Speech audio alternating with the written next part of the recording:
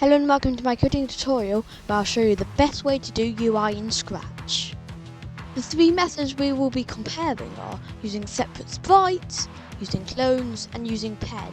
Let's see which one comes out on top. First up, we're going to use separate sprites to create the buttons.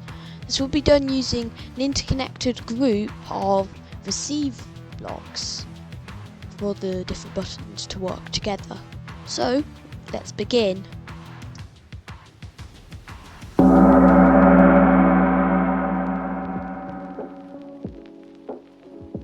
First up, I'm going to create the buttons. Starting off with the play button, the big button, will make you start the game. So, I'm going to create the box and give an outline. I'm going to make it a pleasant green, I think. Now I'm going to add in the text. So in a big font, I'm going to write the word play. Make sure it's coloured correctly. And then we can put that in, make sure it's scaled appropriately. And yeah, fit that in there, and then we've got the play button done. Let's add some coding. So when the green flag clicked, let's show this sprite. Then when the sprite is clicked, we need to hide and broadcast start game or whatever method you use to begin the game, or animation or whatever. So I'm going to call it begin. Now I'm going to create another sprite with the settings. So I'm going to create another box. I'm going to make this one in a different colour, red. I'm going to give it an outline, make it much thinner, so to go directly beneath the play button. Going to add in the text in a second. Going to add the when green flag clicks show, and when the sprite is clicked, I broadcast settings, and make yet another button called back. And what this button does is, when you go into the settings, this is the button that takes you back.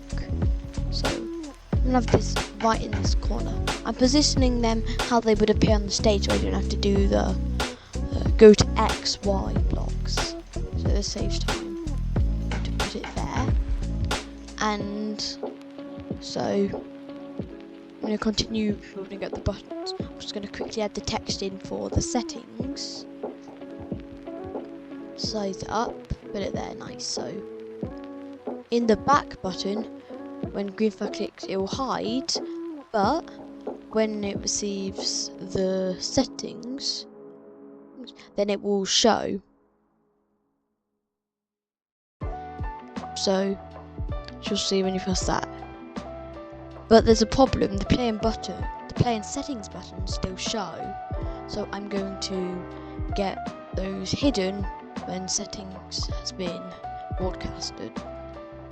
So when I receive settings in the play button sprite, I'm going to hide it.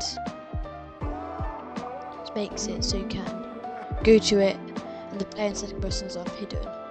In the back button now, I'm going to put down a when sprite clicked, I'm going to hide it, broadcast begin, so it can go back and forth like that. Next, what I'm going to do is time lapse through me making a switch button, so you can have values of 1 or 0 to determine stuff like, for example, whether a joystick needs to be on the screen or not for mobile or adaptations.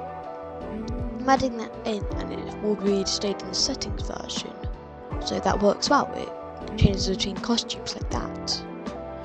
But the problem is it still shows through the main menu, which I don't want happening. So I'll quickly fix that. And when I have done it, everything should be working. The menu will be complete, and that'll be the all sprites menu done. So just quickly testing it, fixing the code, and now it's don't know, I think that works. That works.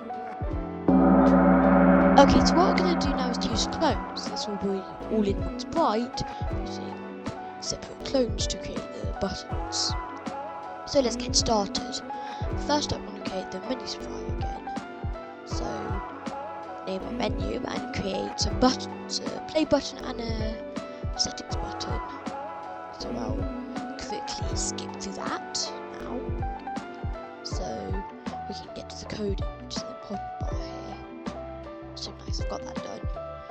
So I'm going to put down a red click and then create a new variable. This will be the clone ID. So this controls what each clone does, which will mean I can create clones which do have different costumes and do different stuff when they're clicked and things like that. So I'm going to create a clone with clone ID of 1 and then change it by 1, make another clone and then set it to 0 so the main sprite will always be on 0. Although when I start as a clone script, I'm going to make it so we switch costume to the clone ID. So we're in the right costume, then we check if the clone ID is equal to 1, then we go to the position that the button needs to. So if the clone ID is 1, we go to the center, but if it's 2, it goes to negative 100 on the y-axis. So that should work nicely. Okay, so now I've encountered a problem. So when the buttons are spawned, the main sprite is always on front, but you can fix that by hiding it. Of course, you'll need to put a show block in front of the clone so the clones aren't hidden. So right now it's smooth sailing, but the clones, we're going to place a forever loop, and then if we're touching the mouse pointer, then we change size by using the formula 0.3 this time because I want it to be like that, times by the target size, which for now is 120, take away our current size. So all clones do this. So as you can see, just adds that layer of polish which most games, if not all games, can use in some way, shape or form.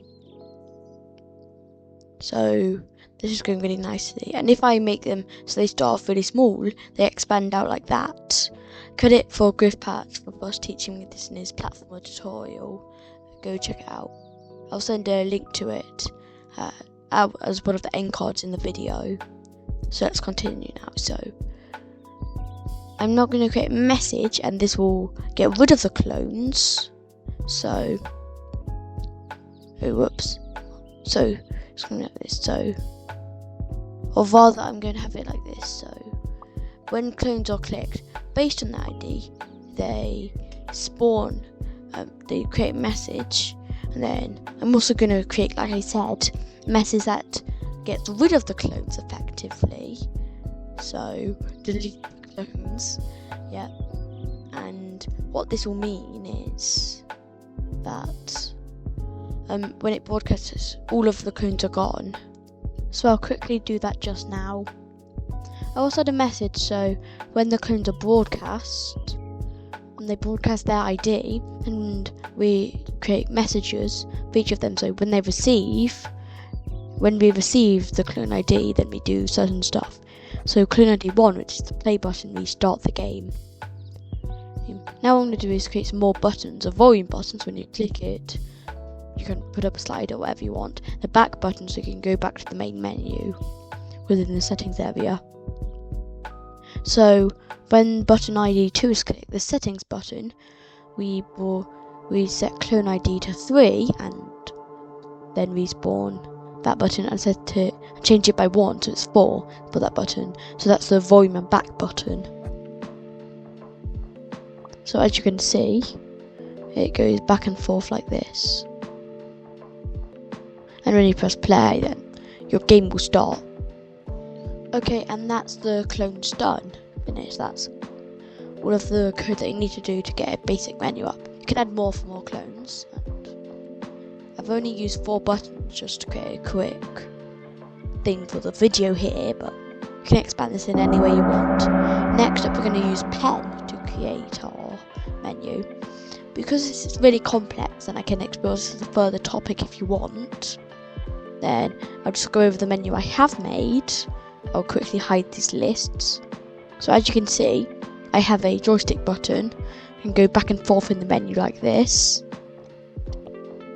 So how the code works is, so when the green flag is clicked, we have a UI data amount hash, which we have a massive list containing all of the menu, and there's multiple stuff for each button.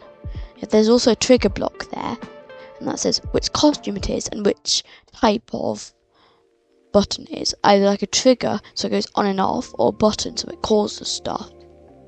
So to render the buttons, we check if the mouse is down, then you have like a click button which goes up if it is pressing down. So what this entire script does is, raises all from the previous screen, and then checks if the mouse is down as I said, and it goes into a loop.